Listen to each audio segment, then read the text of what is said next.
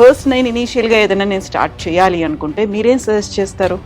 అందరికీ ఒక common doubt ఉంటుంది, ఎస్ఐపిలో ఇన్వెస్ట్ చేయాలా లేదా లంసమ్గా ఇన్వెస్ట్ చేయాలా. ఒకేసారి మన దగ్గర అమౌంట్ ఉంటే కనుక లంసమ్ అనేది చాలా బెస్ట్ స్ట్రాటజీ అవుతుంది. ఇక్కడ ఎస్ఐపి ఏంటంటే డ్రాప్ బై డ్రాప్ మనం క్రియేట్ చేస్తూ ఉంటాం. కానీ ఎస్ఐపిలో ఉండేది ఏంటంటే చిన్న చిన్న అమౌంట్లు కనిపిస్తుంటాయి. ఈవెన్ మీకు గ్రోత్ కూడా అంత తొందరగా కనపడదు. నేను 30,000 రూపీస్ 10 years ఇన్వెస్ట్ చేస్తే నాకు 10th yearకి డబల్ అయింది. ఇదే 6th yearకి డబల్ అవుతుంది లంసంలో. అమౌంట్ అంటూ ఉంటే we can go for lump. Amount లేదు but I want to invest అంటే కనుక దెన్ ఎస్ఐపి అనేది మనకి better choice. SIP is mostly for monthly salary people. Lumpsum ఎవరికంటే ఒకేసారి క్యాష్ వచ్చేది ఇంకా తొందరగా మనకు రిటర్న్స్ క్రియేట్ చేయాలనుకుంటున్నాం వాళ్ళకి లంసమ్. నమస్తే, నేను Kavitha. Welcome to I dream. ఈ మధ్య కాలంలో ఇన్వెస్ట్మెంట్లు చేయాలి లేకుంటే సేవింగ్స్ చేసుకోవాలి అనేటువంటి కాన్సెప్ట్, అవేర్నెస్, ఎడ్యుకేషన్ కూడా పెరుగుతోంది కదా. అందులో ఇప్పుడే ఉద్యోగంలో జాయిన్ అయిన వాళ్ళు భవిష్యత్తు ప్రణాళికల కోసం వేసుకోవాలి అనుకుంటుంటే విపరీతంగా మార్కెట్లో వినిపిస్తుంది సిప్, లంసమ్ అని. అందులో ఏది బెటర్? మనతో పాటుగా ఉన్నారు QPFP సాయిరామ్ గారు. హలో అండి, నమస్తే. నమస్తే మేడం. సో సిప్, లంసమ్ బోల్డ్ అని అయితే వింటున్నారు. ఫస్ట్ నేను ఇనీషియల్గా ఏదైనా నేను స్టార్ట్ చేయాలి అనుకుంటే మీరేం సజెస్ట్ చేస్తారు? చాలా మంది ఇన్వెస్ట్మెంట్ చేయాలనుకున్నప్పుడు, అవేర్నెస్ వీడియోస్ చూసినప్పుడు అందరికీ ఒక కామన్ డౌట్ ఉంటుంది, ఎస్ఐపిలో ఇన్వెస్ట్ చేయాలా లేదా లంసమ్గా ఇన్వెస్ట్ చేయాలా. సో అసలు ఫస్ట్ ఎస్ఐపి అంటే ఏంటో చూద్దాం. ఎస్ఐపి అంటే సిస్టమాటిక్ ఇన్వెస్ట్మెంట్ ప్లాన్. ఇక్కడ ఏం జరుగుతుందంటే ఎవ్రీ మంత్ కొంత అమౌంట్ని మనం మార్కెట్లోకి డిసిప్లైన్డ్ వేలో ఇన్వెస్ట్ చేసుకుంటూ వెళ్తాం. ఉదాహరణకు నేను ఒక ఐటీ జాబ్ చేస్తున్నాను, నాకు మంత్లీ ఒక 30,000 సేవ్ చేయగలను అనుకున్నాను. సో ఈ మంత్లీ ఒక 30,000 రూపీస్ని ఒక ఫిక్స్డ్ డేట్న మార్కెట్లో ఇన్వెస్ట్ చేసుకుంటూ వెళ్ళటమే ఎస్ఐపి. ఇందులో ఉండే అడ్వాంటేజ్ ఏంటంటే, ఉదాహరణకు మార్కెట్ ఈరోజు 10 రూపీస్ దగ్గర ఉంది, 30,000 పెట్టి నేను ఇన్వెస్ట్ చేస్తాను, ఐ విల్ గెట్ 3,000 యూనిట్స్. రేపు పడింది 9 రూపీస్ పడింది, ఇప్పుడు నాకు ఎక్కువ యూనిట్స్ వస్తాయి. పెరిగింది, తక్కువ యూనిట్స్ వస్తాయి. ఇలా అవటం వల్ల ఏమవుతుందంటే మనకి రూపీ కాస్ట్ యావరేజ్ జరుగుతుంది. అంటే మనం ఇన్వెస్ట్ చేసే ఎవ్రీ రూపీకి will get an average units. అంతేగాని మనకు తక్కువలో రావటం ఎక్కువ రావటం అనేది ఉండదు. ఎందుకంటే మనకి యావరేజ్ అవుతూ మనకి మోర్ యూనిట్స్ అనేవి వస్తూ ఉంటాయి. అండ్ ఇంకోటి ఏంటంటే మనం మార్కెట్ గురించి టైం చేయాల్సిన అవసరం ఉండదు. సిప్ ఇన్వెస్ట్ చేయాలనుకున్న వాళ్ళు మార్కెట్ టాప్లో ఉన్న ఇన్వెస్ట్ చేయొచ్చు, మార్కెట్ బాటంలో ఉన్న ఇన్వెస్ట్ చేయొచ్చు, ఫ్లాట్గా ఉన్న ఇన్వెస్ట్ చేయొచ్చు. ఎందుకంటే వాళ్ళు ఎవ్రీ మంత్ ఇన్వెస్ట్ చేస్తూ ఉంటారు కాబట్టి, ఒకవేళ బాగా పీక్లో ఉందనుకుందాం మార్కెట్, మహా అయితే ఒక్క ఇన్స్టాల్మెంటే టైంలో వెళ్తుంది. నేను ఒక 10 years ప్లాన్ చేద్దాం అనుకున్నప్పుడు 120 ఇన్స్టాల్మెంట్స్లో ఒక్క ఇన్స్టాల్మెంట్ మాత్రమే క్యాచ్ అవుతుంది. సో మిగతా ఇన్వెస్ట్మెంట్స్ నాకు దాన్ని బ్యాలెన్స్ చేస్తూ ఉంటాయి. అండ్ సిప్ ఏంటంటే చిన్న అమౌంట్స్తో కూడా స్టార్ట్ చేయొచ్చు.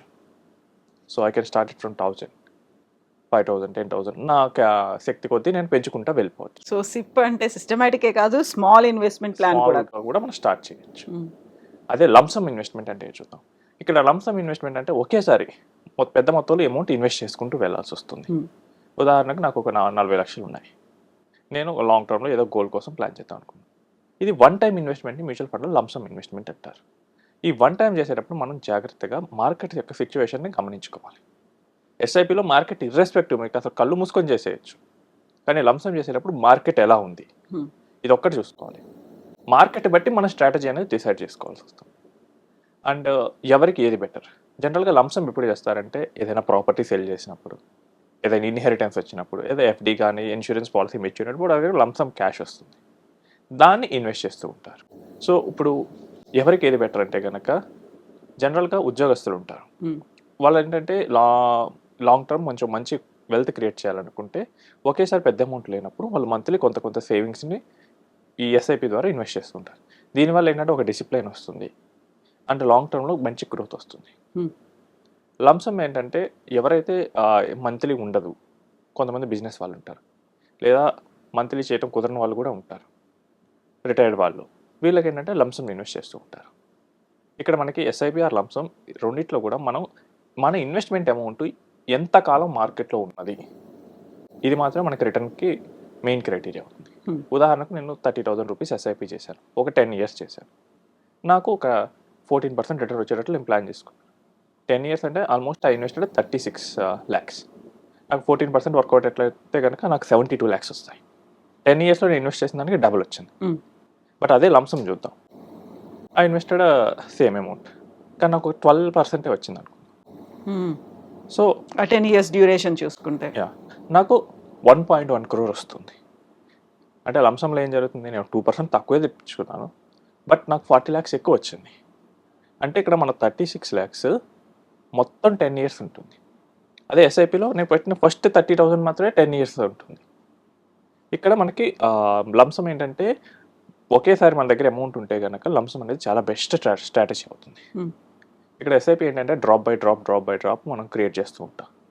మనకు ఆల్రెడీ కడవ నిండా వాటర్ ఉన్నాయనుకోండి, డ్రాప్ బై డ్రాప్ కలెక్ట్ చేసి టైం వేస్ట్ చేసుకోవడం ఎందుకు. లంసమ్స్ మనకి చాలా బెస్ట్ రిటర్న్ ఇస్తాయండి. ఎందుకంటే లంసమ్ ఇన్వెస్ట్ చేసేటప్పుడు ఇంకొక అడ్వాంటేజ్ ఏంటంటే అది ఒకవేళ నెగిటివ్కి వెళ్ళింది అనుకో, మార్కెట్ క్రాష్ అవ్వచ్చు, నెగిటివ్కి వెళ్ళినంత తొందరగా తీయరు. ఇమాజిన్ ఒక 40 లక్షలు పెట్టాడు, 50 లక్షలు పెట్టాడు, అదొక 5 లక్షలు మైనస్ అయింది, సెల్ చేయరు.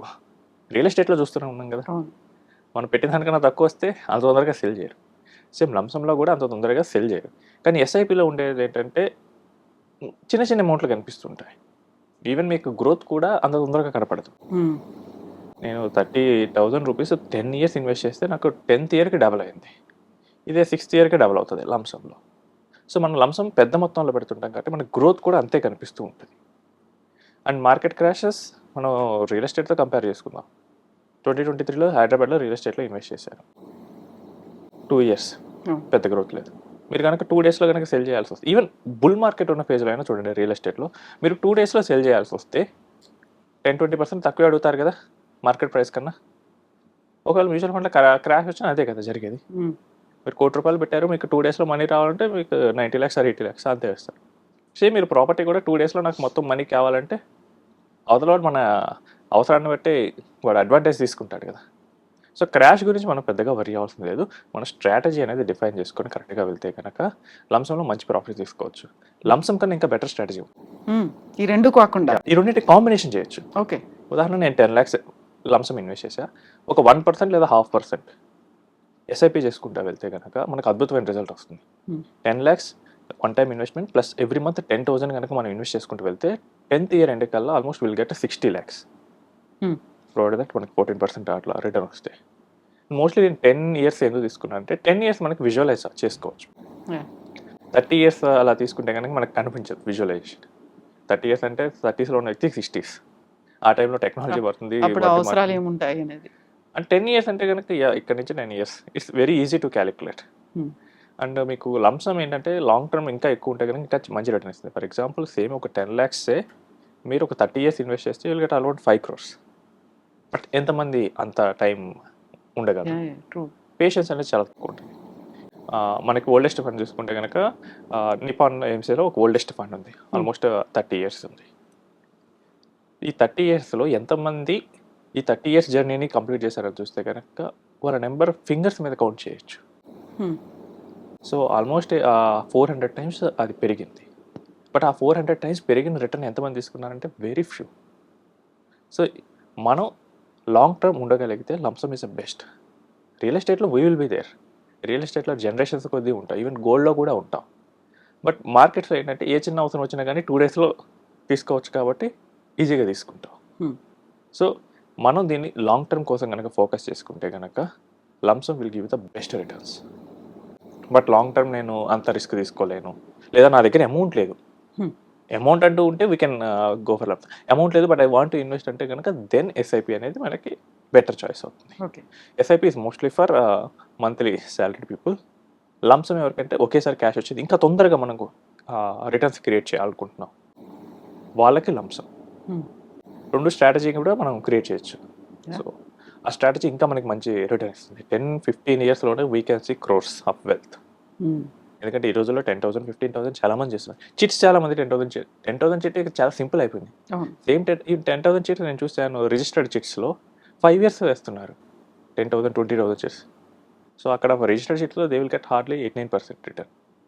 ఎందుకంటే వాడు సెక్యూరిటీ చూసుకుంటాడు, మళ్ళీ మనం పే చేయాలంటే గవర్నమెంట్ జాబ్ ఉన్న వాళ్ళు సెక్యూరిటీ ఇవ్వాలి, ఇవన్నీ చూస్తారు. అంత చూసినా కానీ 8-9% వస్తుంది. సేమ్ దాన్ని మనం ఈక్విటీస్లో కూడా వెళ్ళామనుకోండి 10,000, 20,000 ఎస్ఐపీస్, ఏదో టైంలో లంసమ్ అయితే ఖచ్చితంగా వస్తుంది. ఆ లంసమ్ కనుక అక్కడ పార్క్ చేస్తే కనుక హ్యూజ్ రిటర్న్ అనేది చూడొచ్చు. So they can plan for their kids higher education కానీ, కిడ్స్ మ్యారేజ్ కానీ, లేదా హౌస్ పర్చేస్ కానీ, లేదా హౌస్ ఇంప్రూవ్మెంట్ కోసం కానీ, ఇలా ఏదైనా ఒక గోల్ పెట్టుకొని ఇన్వెస్ట్ చేస్తే కనుక లంసంలో మనకి మంచి రిటర్న్ అనేది వస్తుంటుంది.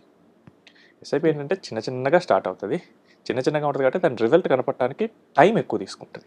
అందులో ఎవ్రీ మంత్ కట్టాలి అనే ఒక ఫీల్ ఉంటుంది. ఎవ్రీ మంత్ కట్టడం ఏంటంటే అది ఒక మెంటల్ బర్డెన్గా కూడా ఉంటుంది. ఇదైతే ఒకేసారి కట్టేస్తాం, క్లోజ్, నాకు 10 years తర్వాత తీసుకోవచ్చు, అలా ప్లాన్ చేసుకోవచ్చు.